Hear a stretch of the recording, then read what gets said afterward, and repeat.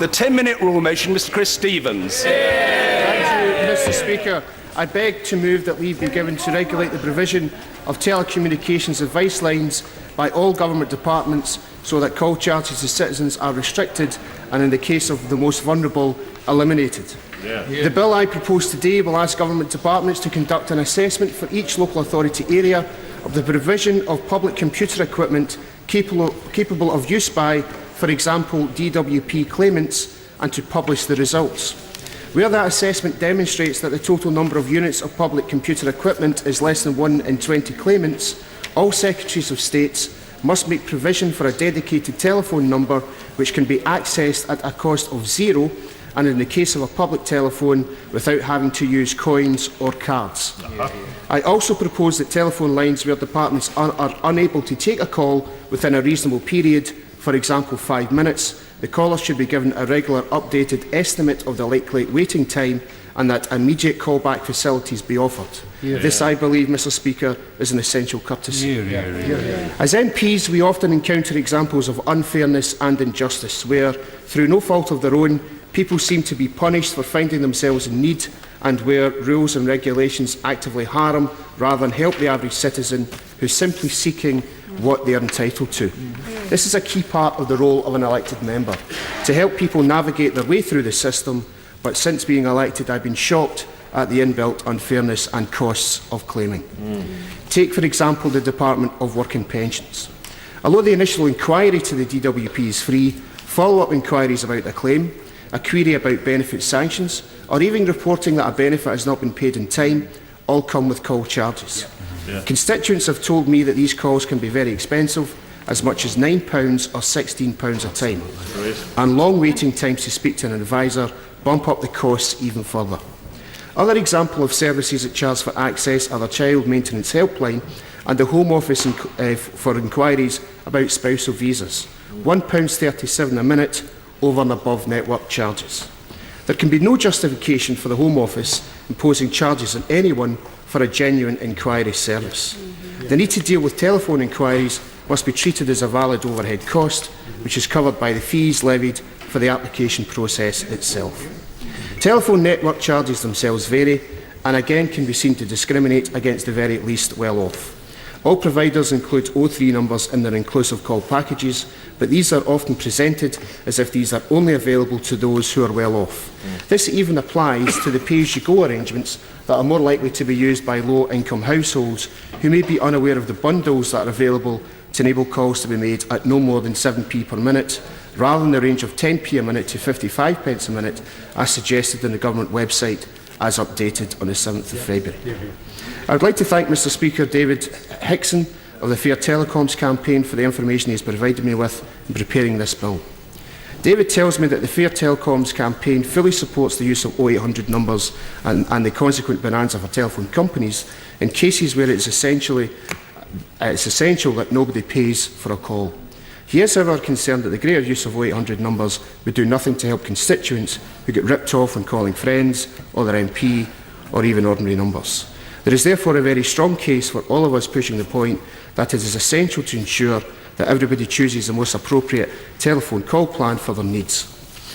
Those of us who are well off, smart consumers, would do this anyway, but there is need for greater assistance and guidance to be given to all. Mr. Speaker, last July the House of Commons Social Security Advisory Committee recommended that all telephone calls to DWP should be free via 0800 numbers. The response from the Government is that this would cost £7 million, which isn't a lot in terms of the context of the overall budget. The rollout of universal credit threatens to extend call times and cost to claimants due to the very nature of the new benefit, which will require frequent contact from the claimant to the DWP to update them on circumstances. A ministerial written answer last year revealed that the average length of the call to the Universal Credit Helpline is 7 minutes 29 seconds, equivalent to £4.40 at one major phone operator's rates.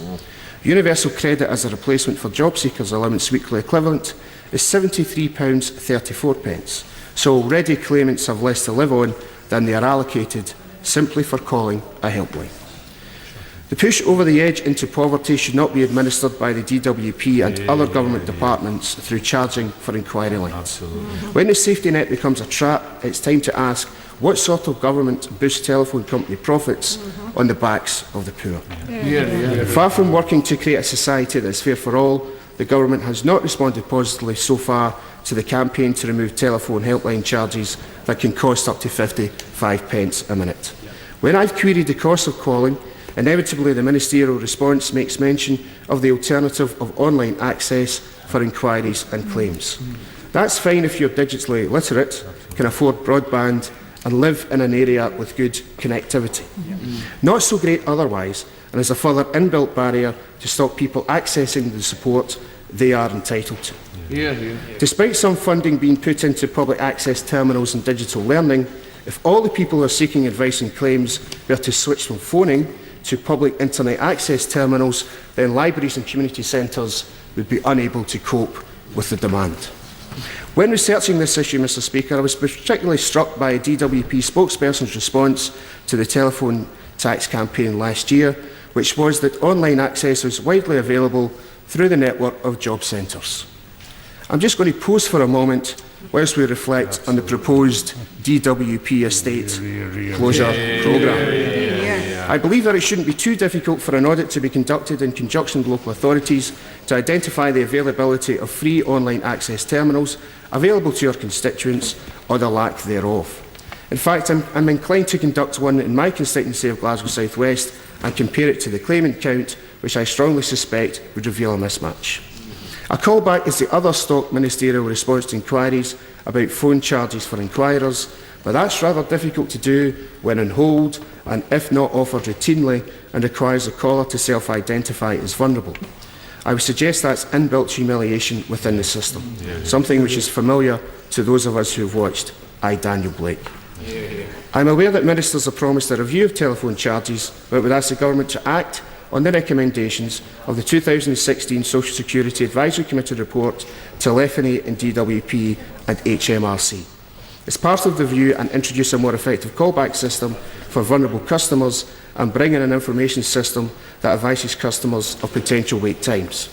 I also believe that this should be adopted across all government services as best practice. The need for reform is pressing with regard to benefit claims, but over-the-top charging for information through a lack of recognition of the limited access the least well-off have to a range of phone packages available and the lack of digital inclusion excludes and discriminates far too many of our citizens today. As Mr David Macaulay from the Trustwell Trust put it, when incomes are extremely tight, we could see people being forced to choose between phoning to make a claim and buying essential food supplies.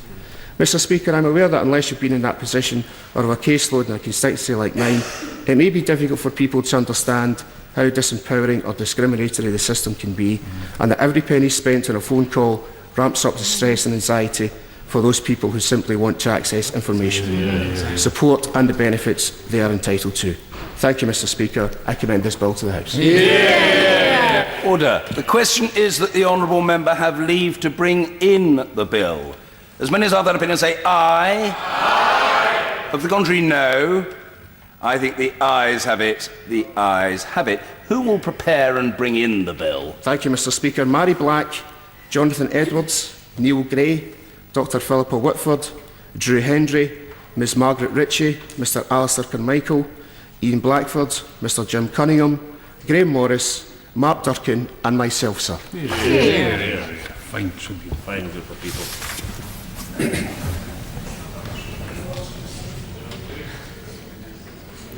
Chris Stevens.